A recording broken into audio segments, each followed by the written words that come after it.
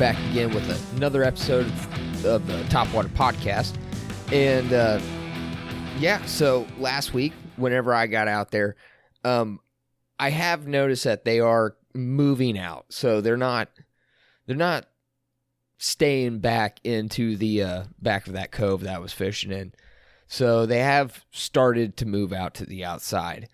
And so, I mean, that's pretty cool because now I'm starting to like really get a good grasp of the type of pattern that they're getting in the type of behavior that I can kind of predict now from like season to season to year. I could probably fish that same spot and be able to produce some sort of fish or some sort of bite. I mean, most of the time, I mean, it's still fishing. You could have really good knowledge and just still go out there and get skunked.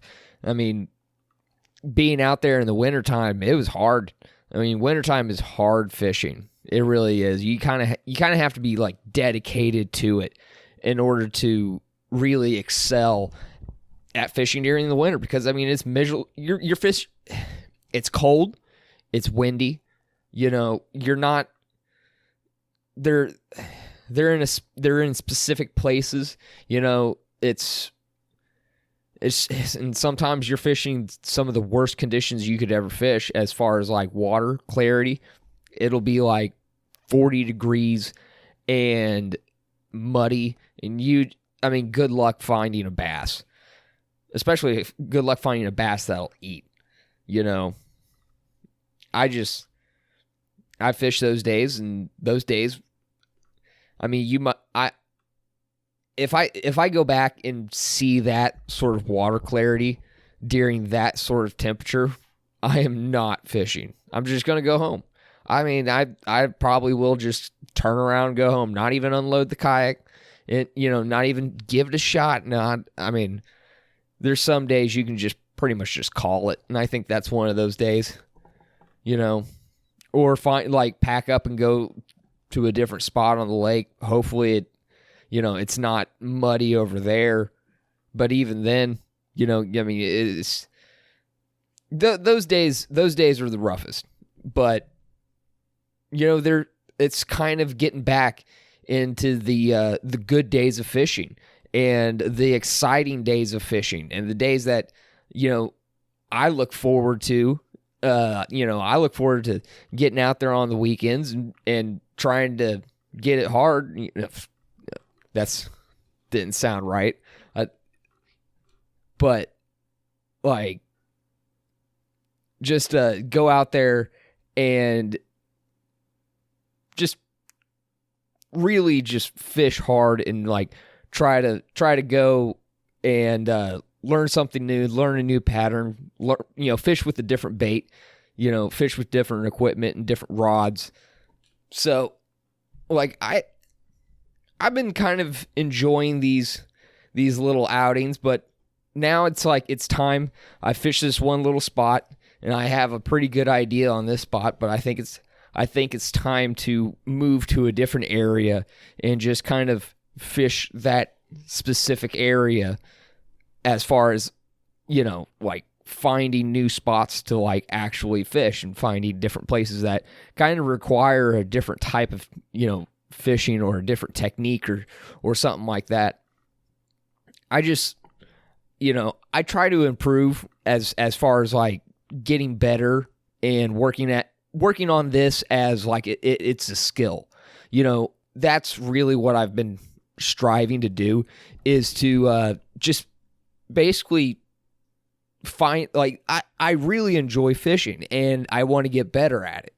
You know, I want to be able to go places and catch fish. I mean, that's kind of the goal almost of like a lot of the different anglers and stuff, is to be able to go to a different place that they've never fished before and be able to go catch fish there.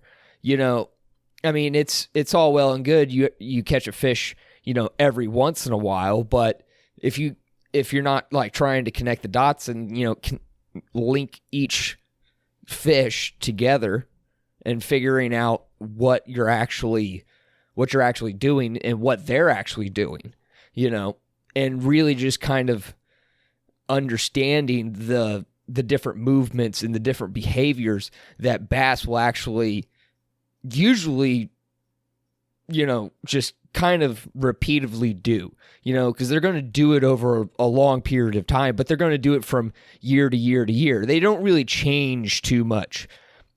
There would have to be an extreme change to the water or to something in the body of water for them to change that sort of behavior. But it wouldn't be like, it would have to be something. It would have to be a big change for them to change. They would just leave the area probably. But it's, you never know. It's still water. Bass live pretty much, as far as I can tell, they can live in a lot of different places. If it's deep enough and it doesn't freeze and it's fresh water, they could probably live there. I've seen bass in small creeks. I've seen bass and, there's bass in big lakes and giant, it just doesn't matter. If there's water, they're probably there somewhere. As long as it doesn't get like too cold. That's the only like stipulation for like bass population. If it gets too cold and if it's salty. It can't be salty water. Largemouth bass. Of course you have different types of bass. You have striped bass, which I'm pretty sure striped bass can live in like brackish water. And I don't know, maybe bass can live in like brackish water, like some sort of type of salt water, but not like ocean salt water. I don't think they could. I don't think they can do that. I think that's not their jam. But there are several different bass species. Several different. I think there's even. There's got to be like saltwater bass species too. The bass family is a rather large family. So, but specifically, I'm kind of going off on a little bit of a road down there, but specifically I'm talking about largemouth bass in this case. I wouldn't mind targeting smallmouth bass. I do know that there are smallmouth bass up into the James River. As long if once I start getting up far enough, I actually start running into smallmouths, which is really nice.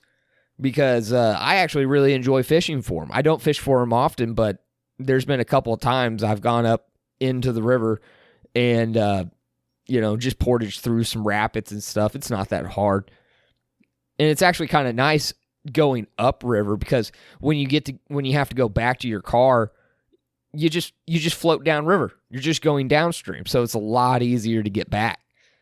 So I try to go upstream more than downstream unless you have a way to pull out from that landing spot in order to get back to your launch point. But then you're talking multiple cars, probably need a trailer because most likely if you're going to do something like that, you're not going to be by yourself because if you're by yourself, then, there's no way to get back to your car. You would literally have to walk to your car, leave your kayak and your gear where you pulled out from, and then get in your car and then drive back, or drop your stuff off at the launch point, leave your stuff there, drive your car where you're going to pull out, and then walk all the way back. It doesn't make sense. That's not really an option. Unless there was like some sort of like Uber for, kayaks, call an Uber, be like, by any chance, can you carry a kayak on your car? I need one with a roof rack and tie downs. That's what I need on my Uber. See, that'd be a service to actually invest in. Don't invest in anything, but just some sort of service to where just call me. I'll come pick you up, where you got out of the river, and we'll take you back to your car. But no, it was pretty fun this weekend though. I really have to the those cool baits. I think they're the cool baits, what I ordered. But they're the cool baits, underspin hooks. Those ones are nice, but they don't come through. Like, I noticed that the moss and stuff kind of gets caught where the line tie in the swim bait head. I mean, it works really well, but once it starts going through some like thick stuff, it tends to get caught right in that little V, and it's hard to like, clear it off the bait. It doesn't take just like one hard like rip. I mean, sometimes it could, but other times I noticed it would just like hold on to grass real well. And it didn't seem like it really went through the grass really well. It may be something that's better for like laydowns, and something that's better for wood and rock and some sort of cover that doesn't necessarily have a lot of grass. It just didn't seem like it came through. It just really didn't come through the grass really too well. It just got caught a lot. Whereas the owner Flashy Swimmer, that one, it's also weedless, but you screw in the bait into the front of the you have a little screw lock, and the hook comes down, and there's a weight on the on the bottom on the hook, and that's where it attaches to the underspin. But what I was doing is I was taking that, and I was positioning myself on the like inside sort of line between the grass and the bank.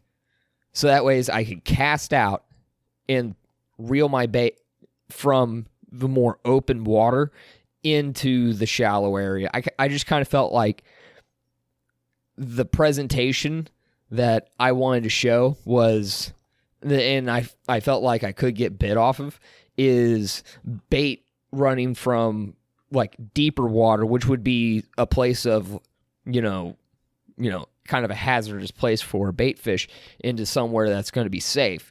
So going for cover, that was kind of like the thought that I was like kind of thinking that that's what they're going to do, is ambush stuff on its way into cover, on its way through it.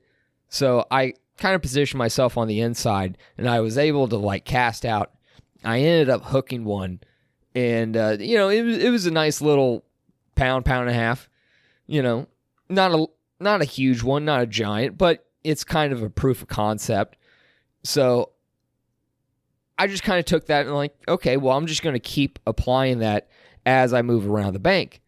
And I started moving towards the point and past the point, and that's really where I got bit. And right where I was getting bit, there it changed from the grass. So it went from this like clumps of, I'm not really sure what type of grass it is. It's not all hydrilla. There is some hydrilla. I have recognized that to be in there, but it's just some sort of grass. But it grows in the water in the shallows, and it usually grows in this sort of weird ring pattern too. Sometimes like in the middle of it, it won't be really that thick, and it'll just make this weird little pool, which that's pretty cool. I've had bass sit on the insides of those and like hit baits, and that's pretty cool. Coming up over like this grass stuff and dropping it down, and just pow, you can just see this bass just nail this thing. It's pretty cool. But yeah, so it went from that, and what it was lily pad stems. The lily pads haven't really came back. I think they're probably going to be a lot further along the next time I go out, which would probably be Saturday morning. Go out Saturday morning, do a little bit of fishing real quick. I got to do a little bit of fishing. I can't just not go on what I think might be. I got to check the weather, because if I don't check the weather, it might. If it's raining Saturday morning, then then I guess I'm not necessarily going fishing, because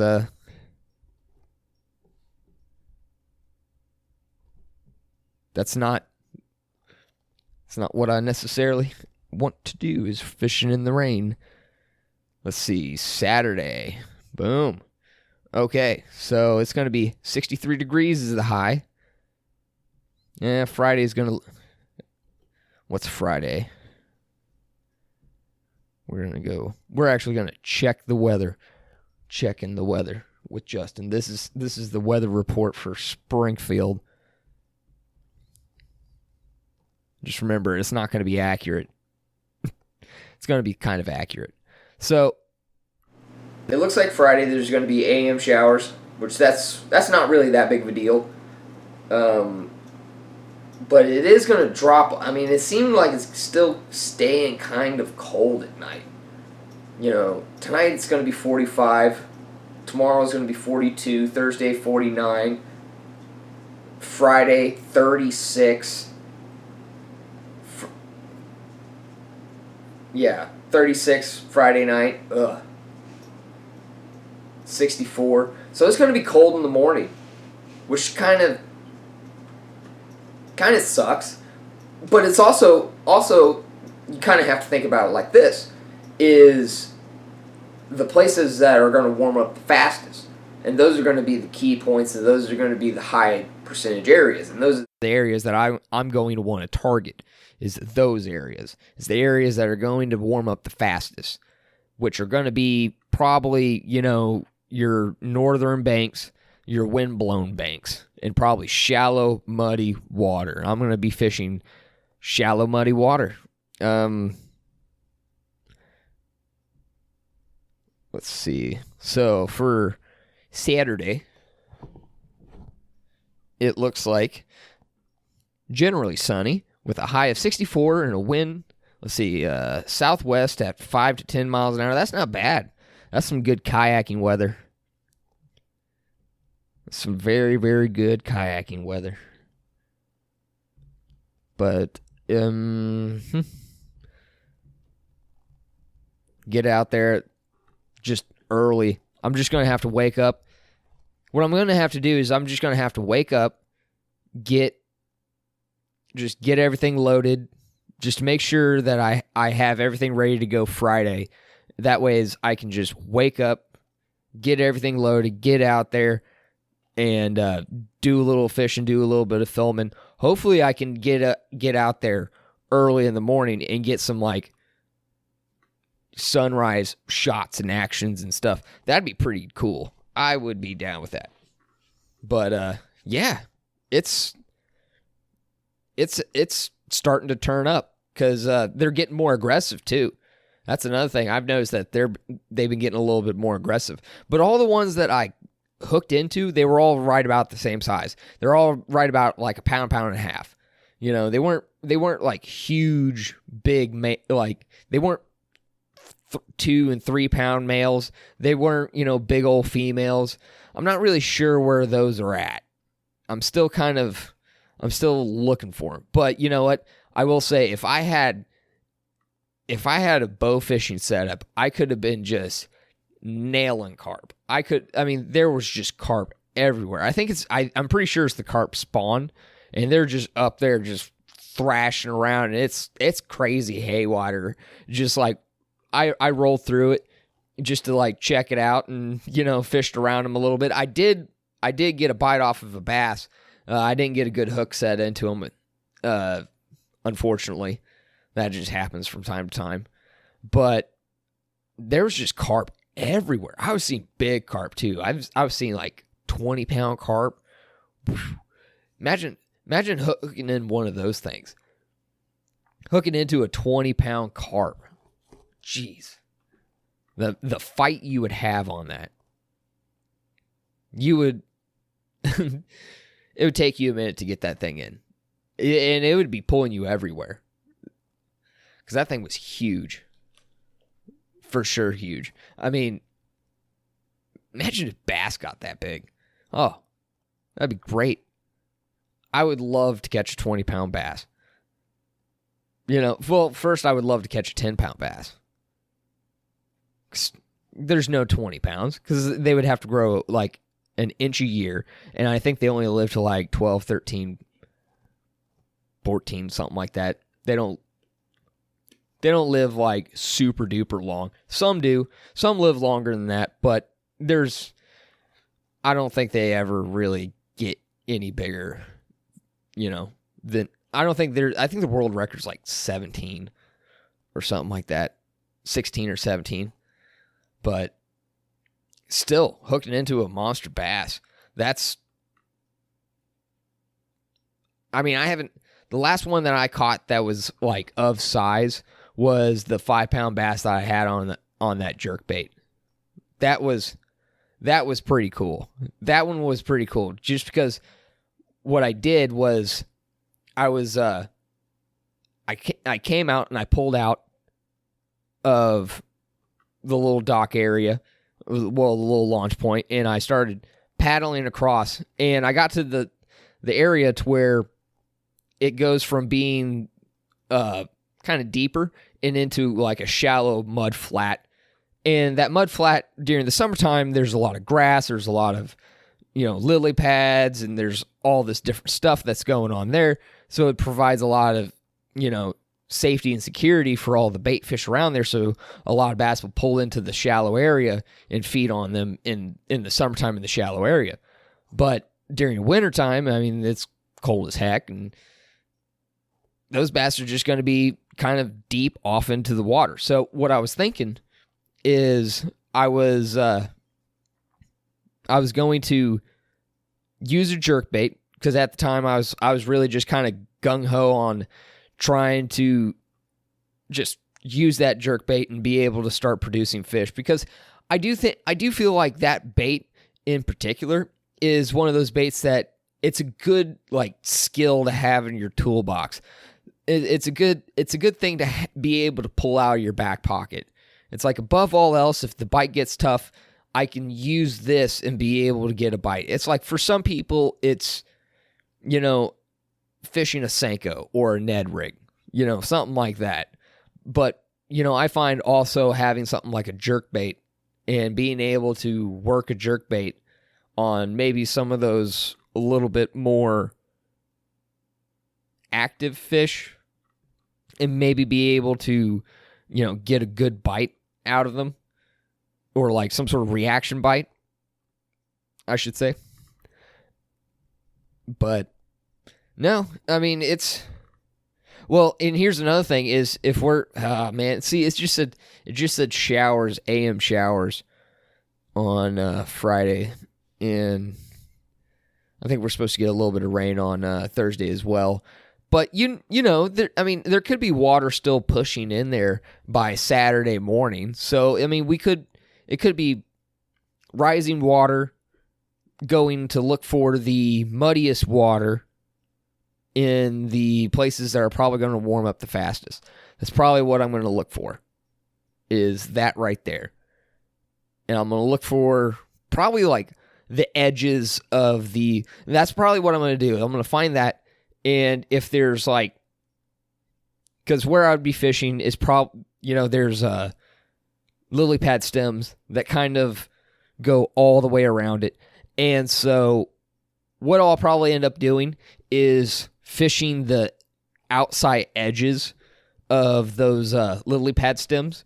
And yeah, I think that's going to be the plan for Saturday morning. I'll probably only have like a couple of minutes, and just I'm gonna have to pop.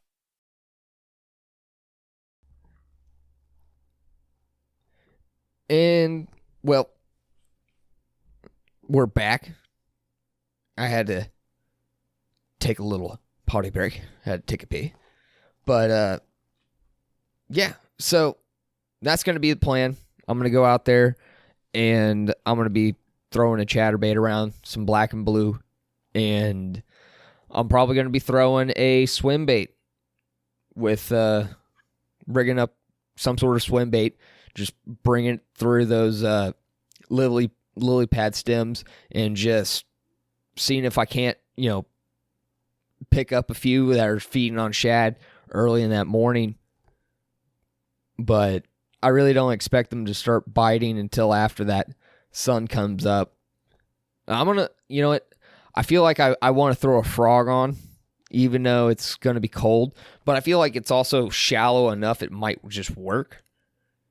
Because we're not talking very, very deep. This area that I'm talking is only a couple feet deep. So for them to hit something on the surface isn't really, I don't think that's like too much, like big of a deal. So yeah, I think that's going to be the plan. And I'm just going to go out there and have some fun. Just try to catch some fish, go out there and, because Saturday I'm going to be watching the UFC fights and like checking those out. That's going to be fun, and that's going to be a great way to sum up the whole day. Just like wake up, go fishing in the morning, and probably figure out something to eat. I was thinking maybe like grilling out some chicken. That'd be cool. Make some chicken wraps and stuff. Maybe think of maybe try to make some sort of like sauteed vegetables, some fresh veggies, and some sort of lettuce. It's going to be good. That's what I was thinking. Finish it all up with a great night of fights and a couple beers. It'll be fun. It'll be fun. But, yeah. So, I also was going through some like old stuff, and it's kind of weird. Sometimes you'll buy stuff that is that you would never think that you'll ever use again. Like you used it once, and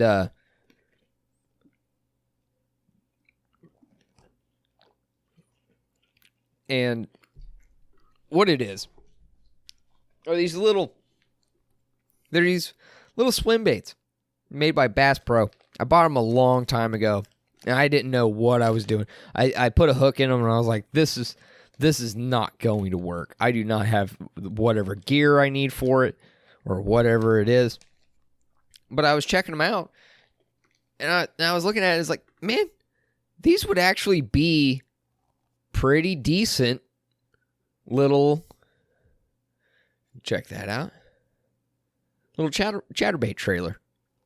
I think that would be a pretty decent little chatterbait trailer. Just that thing back there jiggling around. And it's that nice black and blue. Has a good bait fish profile. I think this would be the way to go. And I just stumbled across them. Some old baits that I bought a long time ago. I don't even know if they've been in a box in the attic for, I think I bought those whenever I, first got back into bass fishing. I went to Bass Pro and bought some stuff, and I was like, oh, these things are kind of like swim baits. This is what I need. I didn't know what I needed.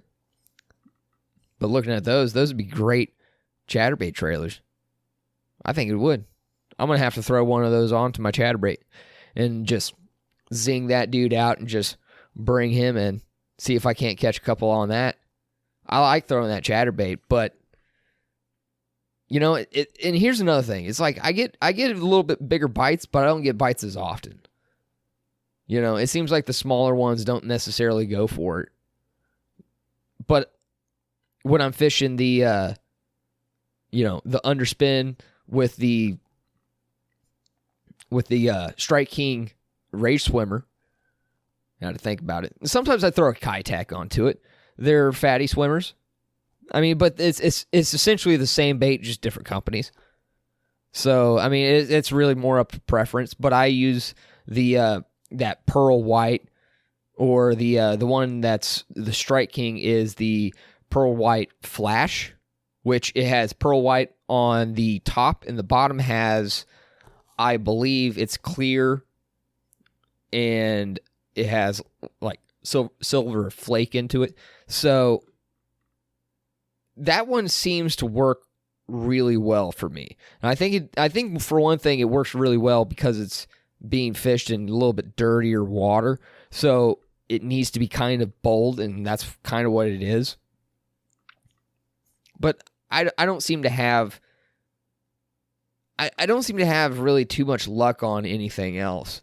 It's just what I tend to run into is I run into a lot of the other baits either get too hung up into the grass and they don't rip free, or it just sinks into the mud.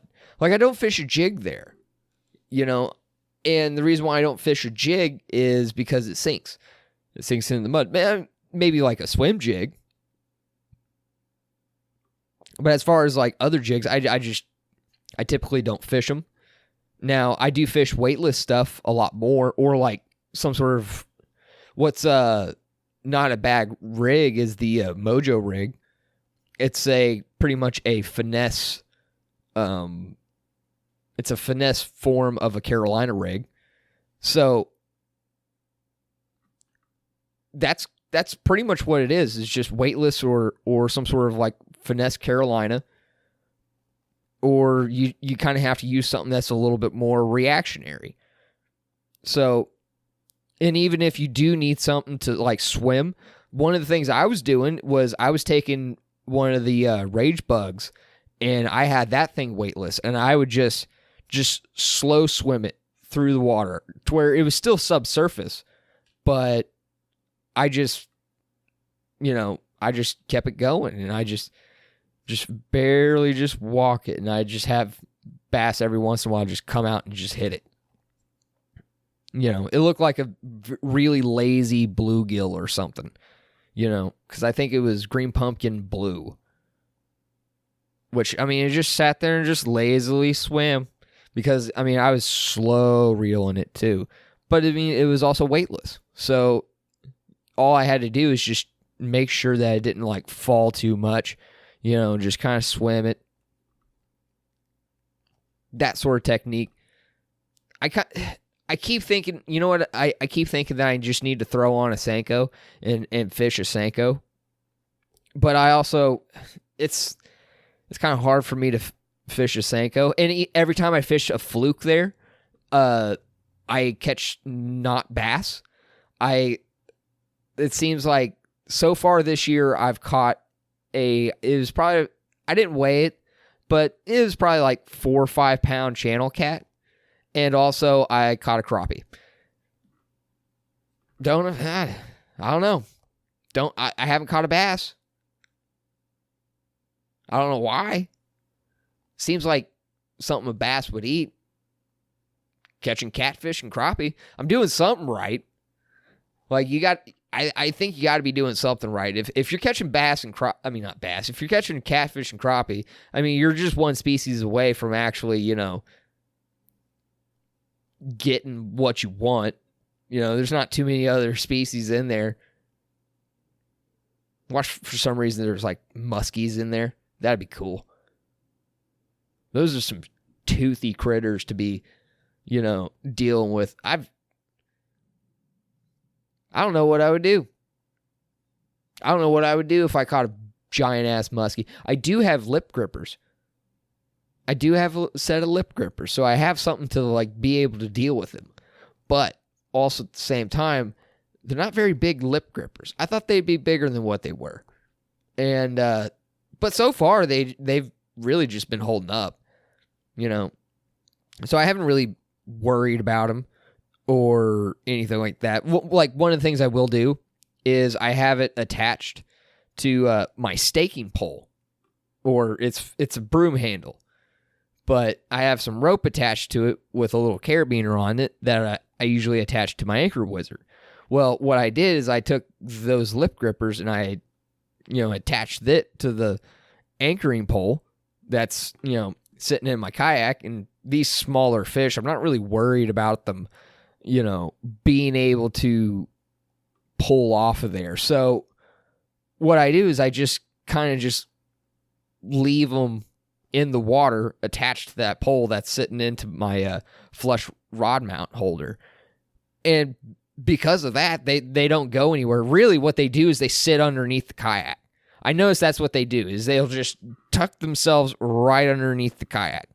And it's probably because it's shade, and that's what they're trying to do. Is they're like, oh, great, I'm stuck here with this thing on my mouth. I'm going to sit here right, underneath this, object.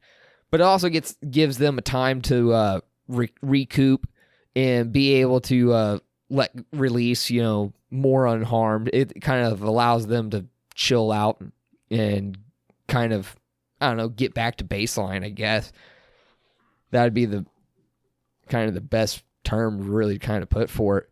But, and then, of course, take my pictures and, maybe get a little video of a little release, and hey, he's back on his way,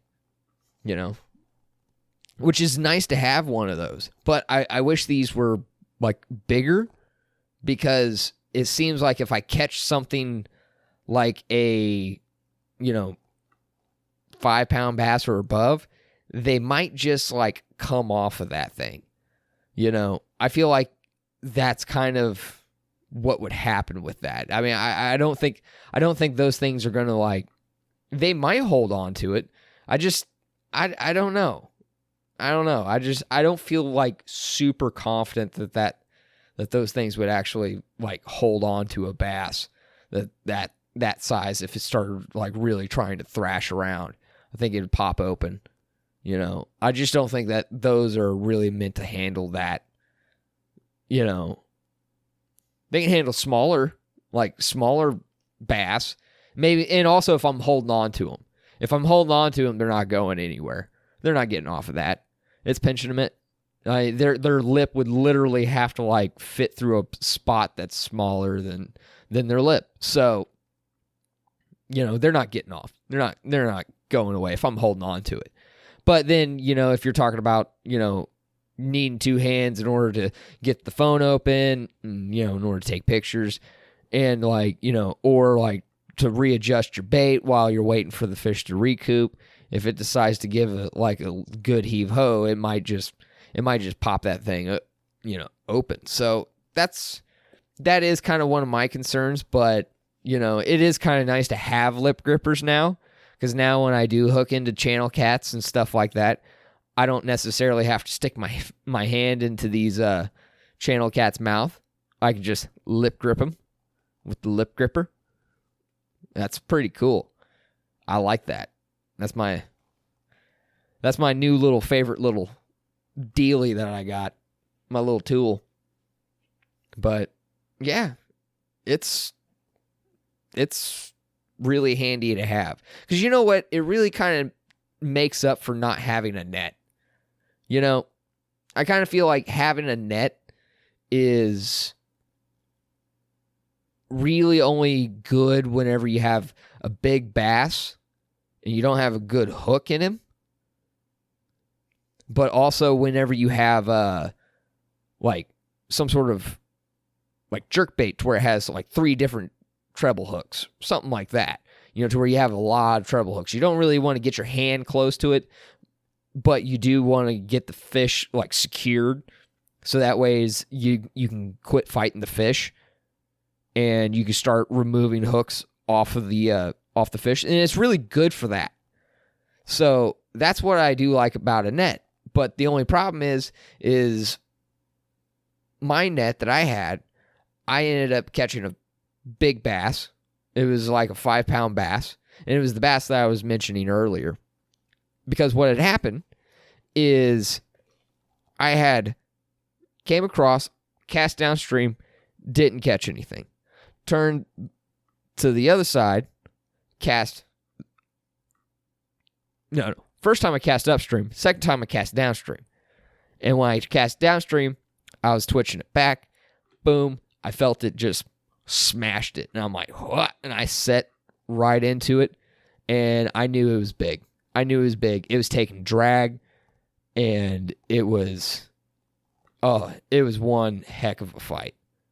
I mean, I started getting it to come up, and it would start digging back down, and it would start pulling out drag. I mean, I had my drag a little loose, but I was also fishing a jerkbait.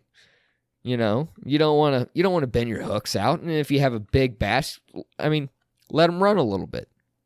You know, it's all about just keeping tension. And plus, with being in a kayak, I'm going to be able to follow the bass a little bit better than if I was in a big boat. Because in a kayak, a smaller like a bass will still pull you along. So the boat will actually move with the bass as you're fighting it. So the boat will kind of point you towards the bass. So that kind of helps with whenever it comes down to like, you know, a bass pulling against you. So I'm not really worried. Like, I'm going to get pulled around, but I'm not worried about the drag necessarily. I'm okay with it being a little bit loose on a jerkbait. I kind of feel like, okay, that's where it needs to be, because I want to be able to play the fish, and I don't want to be able, I just think that if you horse jerkbait fish in, sometimes you'll lose them because of it. You know, you got to be able to play the fish. And if they're running towards you, you got to be able to keep up with them. You got to be able to catch up to them. But, you know, I think you want to be able to play with them. Now, if you're like frog fishing or something like that, you'll want a higher gear, you know, ratio reel, just because you'll want to be able to just horse them in. You want to just be able to crank down and just keep them like up on the surface and just power them in. You don't want to take your time at all, especially when you're fishing heavy cover. Oh, it's not the way to go. You don't want to play fish in heavy cover, because you're going to lose them, or you're going to get hung up on something, or they're going to wrap you around it, or you're going to get stuck. You know, the fish is going to get stuck on your line, and you're just going to have to go in and get it. And good luck getting through a whole bunch of thick, you know, lily pads. It's a real pain to get back in there whenever you have a fish that's still on your line, but you have to be the one to like get all the way back there. There are yards back there, and it's like, great. And it's hard to get back, because you're just shifting lily pads side to side just to even maneuver back through there, because it's not like you can just scoop right across from them. They bunch all up in front of your kayak, and then you can't go forward. So you're constantly having to clear them and then move forward, clear lily pads and move forward. And it's just such a pain. It is such a pain, you know. So, yeah. Those little baits, I can't wait to try. I can't wait to get out there and actually do some damage out there. It's about time for those lily pads to come back in full swing. So I'm gonna be looking to do some frog fishing pretty soon. I'm probably gonna tie one on. There's probably gonna be a frog tied on Saturday, just to try. I tried it out last Saturday and I didn't have any luck, but I'm gonna try it out again this Saturday. I'm gonna put a frog on there and see what I can do. See if I can't do some damage. So yeah. So I'm going to get off of here. I'm going to cook me some food, some dinner. And then, I'm going to get prepared and get all these rods rigged up. I don't think I have too much rigging to do. I already got one rod that's already kind of rigged up and ready to go. And the other one already has a chatterbait onto it, which, see, the thing is yeah, I'm just going to leave the chatterbait on there for a second. You know what? I may just take the chatterbait off there and put a frog onto that rod. I've been using my frog rod in order to use my with the chatterbait. That's just because it's like I don't have a different rod other than my chatterbait rod. I mean, not my chatterbait rod, other than my Dobbins Fury rod, which is a medium. I think it's a 7.3 medium heavy fast action. And then I have my frog rod, which is a heavy action. I think it's 7 foot. And that thing's just kind of a tank, but it has some play to it. And so, and I have that 13 fishing concept. I think it's like TXZ or TRZ. I don't know. it's one of them.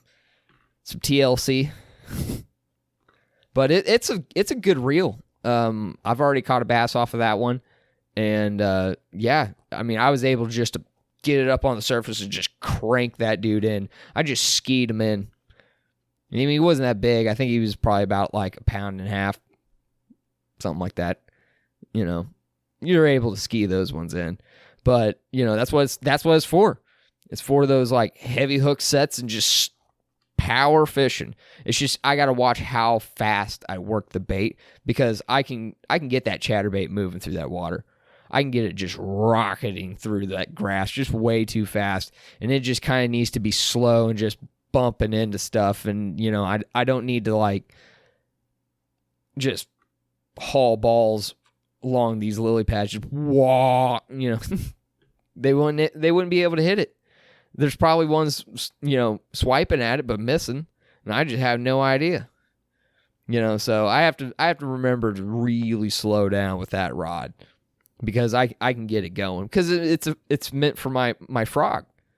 You know, it's meant to, you know, sit there and just be able to work it across the lily pads and just take up slack as I'm working it. And then as soon as that thing, you know, blows up onto the frog and takes it in, I can take up whatever slack line I have, you know, wait. And then here's another thing is I got to start remembering to give myself a little count. So whenever I see that hit, what I need to do is go 1, 2, wham, and then set the hook. I need to make sure I count, because that's something I haven't been doing here lately. And well, when I say lately, pretty much all last year, my hookup ratio was so terrible. It was terrible. And I can't wait to now show my terrible hookup ratio on film, because it's going to be even better, because of course I'm going to show that stuff. Oh yeah, I'm going to put a chesty on, show you guys my bad hookups. You know, I've been playing around with some camera mounts too, so I've been getting some different camera angles and stuff. So it's all coming together. And it's all getting good. So, you know, you guys just, you know, make sure you like this video if you guys like this video. And hey, you know, if you want to go ahead and subscribe to the channel, I'm going to be putting one of these out every single week. And, you know, I'm going to be talking, you know, fishing, outdoors, you know, whatever, pretty much, you know, as far as like when it comes down to the outdoors. I mainly stick to bass fishing, because that seems to be like my real niche sort of like thing that I actually really enjoy. I did a little bit of crappie fishing, or at least try to do a little bit of crappie fishing, you know, during the winter time, and that was fun. But I think now it's really time to get right back into the bass fishing. And I don't know, I was thinking about maybe this year checking out a different lake and maybe going up to maybe trying out something like Fellows Lake or something like that. You know, I was just noticing fishing Stockton Lake, I'm going to have to have some sort of boat to fish that place. It seems like one of those places to where it's, you know, either I need a boat, or I need some sort of paddle kayak, or I need a kayak with some sort of motor.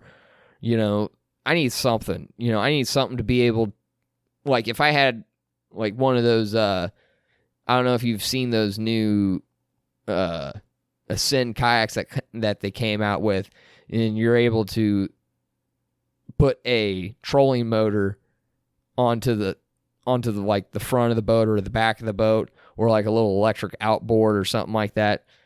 I would actually probably prefer the trolling motor on the front, or maybe, well, I don't know, either the trolling motor on the front, or what I could do is, and I see this one guy out at Springfield Lake, and it kind of cracks me up, but you know, I get it. He has this little kind of like John boat thing, and he has a trolling motor on the back, but everywhere he goes backwards. So he's never going forward on his boat. He's always going backwards on his boat. everywhere he goes and fish. But I mean, he just stands on the back of that thing and just sits there and fishes, and just, I mean, he has a nice platform. He's up nice and high. He could probably do a lot of sight fishing. So yeah, but this is probably going to be the end of this. I'm going to get off of here and get me something to eat and do that sort of thing. It's going to be fun. So you guys, like this, share this, subscribe to this. This has always been fun for me, and I continue to do these things because they're fun. And, and I hope you guys are having fun too, I mean, I'd still do these even if you weren't having fun. I mean, that's just me being honest about it. I'd still keep doing these regardless of whether or not people are having fun, because I'm having fun, and that's what matters. What matters is if you have fun with yourself. Yeah. See? So you guys can also follow me at Justin_TWP Fishing on Instagram. I'm also on Facebook, Justin Ellis. You can check me out there. And so you guys just just get out there, take some sunscreen, take some, sunscreen, bug spray, get out there and get after it. Get out there on the water, and I'll see you guys later. Peace.